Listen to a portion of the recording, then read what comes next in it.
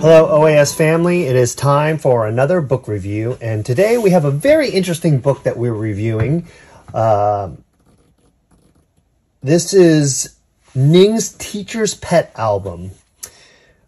So it's a kind of an unusual book. You can see that it's sort of bound in this sort of style. I don't know if a lot of you went to university or college, but when I would go to college, we would have readers for courses.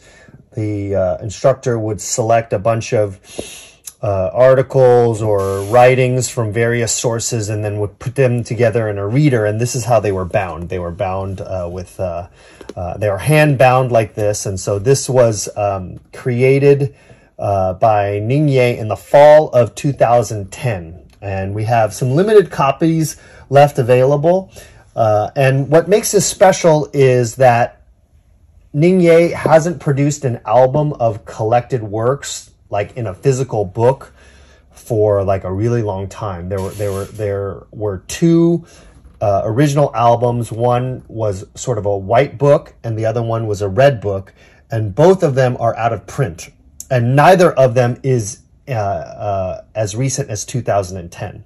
So this is a little book that Ning produced, that my father produced, that showcases his work from that period of time and also has really delightful writing that goes along with it. So it really showcases his talent as an artist and also as a storyteller. So we're going to get right in. The general statistics of the book is that it's 8.5 by 11, laid out in this sort of landscape orientation, and it is about 46 pages long.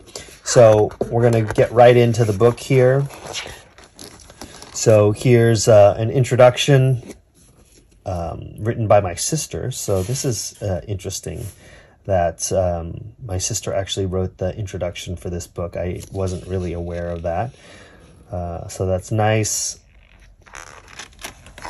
And we get into, here is a picture of my sister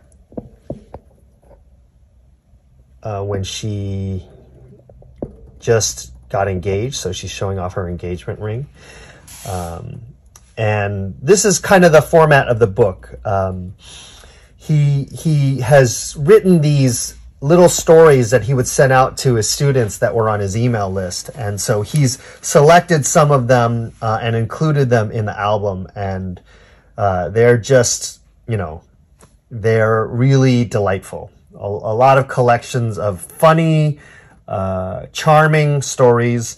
And so it's really nice that he has shown to highlight them in this album along with his paintings. So we have a horse painting here, and then this painting of a frog that is called The Philosopher. And then up top here we have this figure painting called Tang Beauty, and then a landscape painting here that he's calling Shangri-La.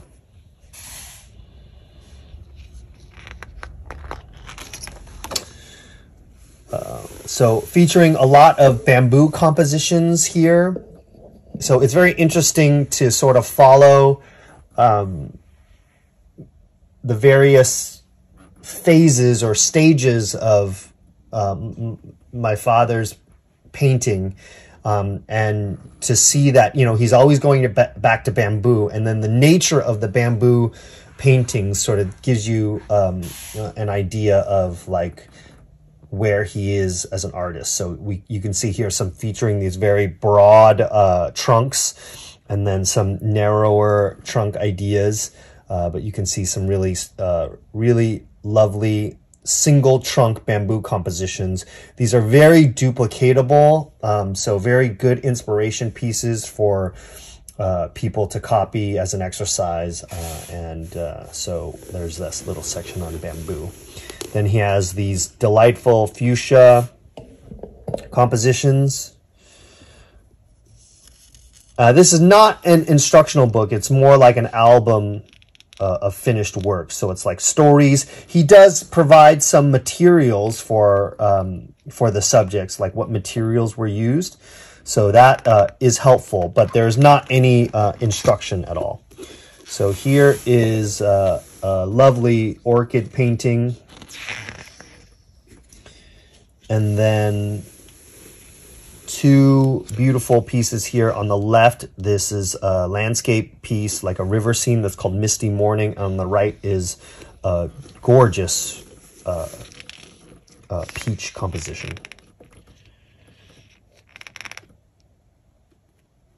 And so he also has like, some things that are very, very sort of classic to his albums, which is he will give a section of context on the subject, both his personal connection to the subject and also cultural relevance of the subject as well. So on this page we have like an apple and pansy composition, and then African violet on this next page. So even though this is produced in a small quantity and it is hand bound, the paper selection is really high quality, and the print quality is really nice. So I don't think that they're skimping on quality. It's just not, bound in this traditional way where, we have these. If you have more, go take it to a printer and have them more mass produce the books in larger quantities, and you have different binding. But the paper itself and the quality of the printing is very high.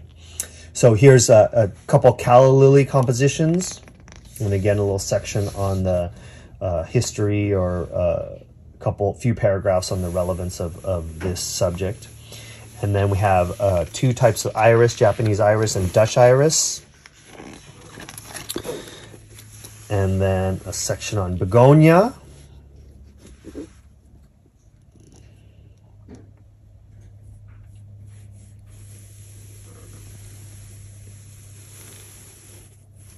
And then here is another excerpt of emails to his students. And then here is a gorgeous crane painting.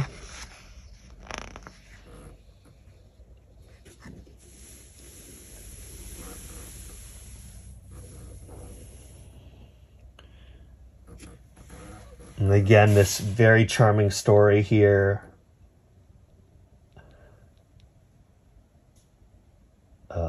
About this this little mishap with shampoo and conditioner bottles that happened while he was traveling in Asia.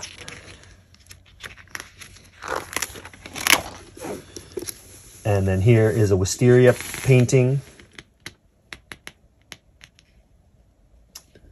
And then this story is a hilarious story about him attending one of his favorite restaurants, and the restaurant waitress there, knowing that he liked spicy food, and then concocting one of his favorite dishes that was so incredibly spicy that it just could not be eaten. And then this is a story of him trying to dispose of that food and the mishaps that follow. It was funny because I was actually here when this was happening, but I didn't really notice any of the chaos that's described in this email because I was on my way to a dance competition. So he tells the whole story, and it's really, it just made me, I was just laughing so much when I read this. And, this was like what caused me to remember this book and decide to feature it in this video book review, because this story is just so hilarious and well written. So we have this beautiful plum blossom here, and then a very delightful panda composition. A little section here on the significance of panda. And then this gorgeous banana plant composition, and a couple paragraphs about the subject. and this beautiful lily with the background. Really striking.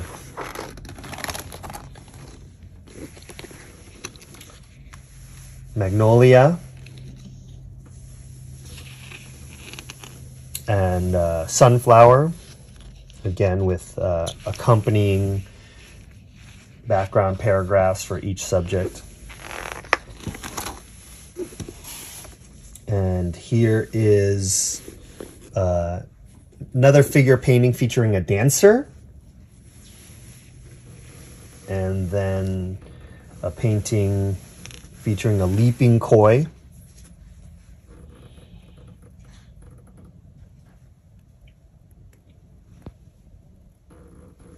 And then here is an email, again, that features an anecdote that happened during one of the mini trips that my father and mother led to China. Back in the day, they would lead dream journey tours to Asia. They were sort of like art-focused travel experiences, and they would invite students and friends to come along and travel through Asia, China, Taiwan, sometimes Japan, with the point of view and perspective of an artist. And there would often be opportunities to paint on the trips as well. But I remember those times fondly, and I went on a few of those trips myself, and they were really unforgettable experiences.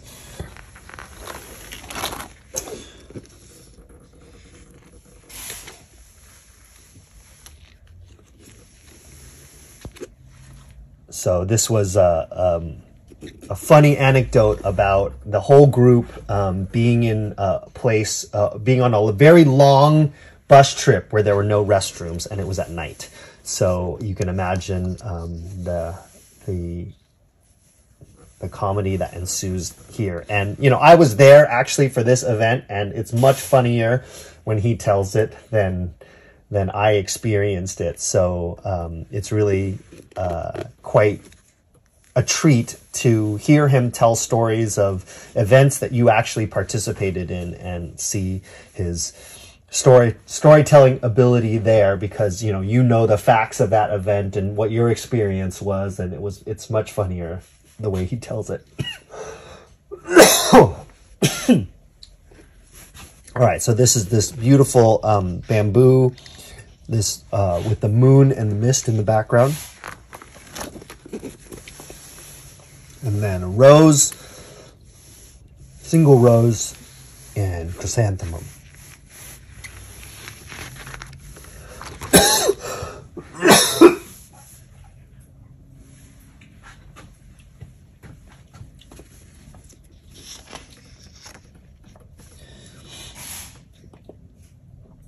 So one more excerpt, again, about something that happened during one of the dream journeys. And he really, in these stories, tries to highlight like the people that he meets along the way, you know, the people that are working with the group as drivers, or, you know, people that they meet when they go and walk through the cities. And he is always striking up conversations with the people that are owning the shops there, or you know, cutting hair or doing whatever they're doing. And he really does give I've watched him do this. He's asking, you know, questions and very curious about what their life is like, and then does a good job of like highlighting the things that they tell him about what it is like to live their life in the area of China that the group is visiting. This is a reindeer composition. And then we have small birds featured here, a couple chicks, and then a couple sparrows in flight. This is a very popular subject of his, one that he goes back to all the time, which is the Li River, and the way that the the background scenery produces reflections off of the surface of the water. This is called Lee River Reflections.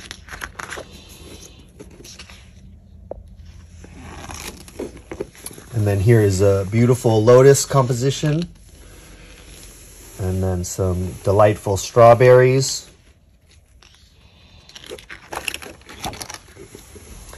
And then we have not a common subject of his, but this is some ornamental tropical fish, some angelfish.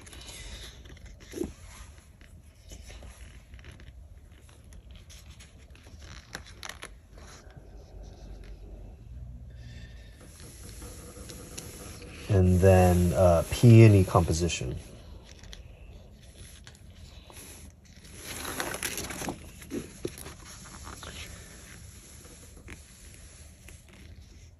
And then we have a coxcomb here and torch ginger. Again, with a few paragraphs on each talking about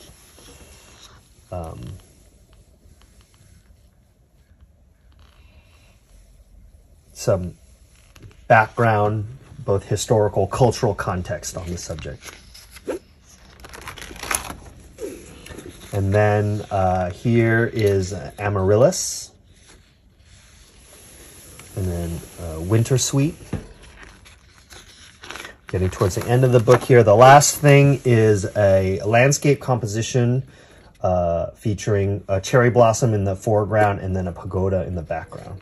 So that is it. That is Ning's Teacher's Pet album, a fall 2010 edition. We have limited copies available, and you can find them on our website at orientalartsupply.com. Thanks so much for watching this video, and like always, make sure you subscribe and hit that like button and hit that bell notification for more content like this. And as always, we wish you happy painting.